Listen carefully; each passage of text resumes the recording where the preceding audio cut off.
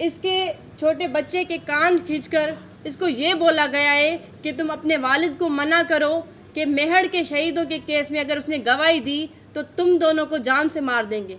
मैं पूछना चाहती हूँ कि आईजी सिंध पुलिस साहब, हम कहाँ रहते हैं? क्या आप लोग तहफ़्फ़ुज़ फराहम नहीं कर सकते?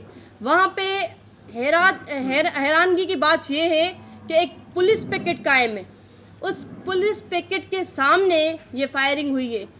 मुझे हैरत तब हुई जब हमारे एक बच्चे ने मुझे ये बताया कि वहाँ पे एक पुलिस वाले ने, जब वो लोग हमें मार रहे थे, मेरे फेस में वो थप्पड़ मार रहे थे, तो पुलिस वाले ने मेरे हाथ पकड़े। हैरानगी की ये बात है कि पुलिस डायरेक्टली अब इन्वॉल्व होना चाहती है। उसकी वजह यह है कि अभी जागीरदारों, सरदारों के ख़िलाफ़ इंशाअल्लाह फ़ैसला आना है। मैं पुरुम्मीद हूँ पाकिस्तान की अदालतों में, मुझे यकीन है, इसीलिए मैं 6 सालों से चल रही हूँ।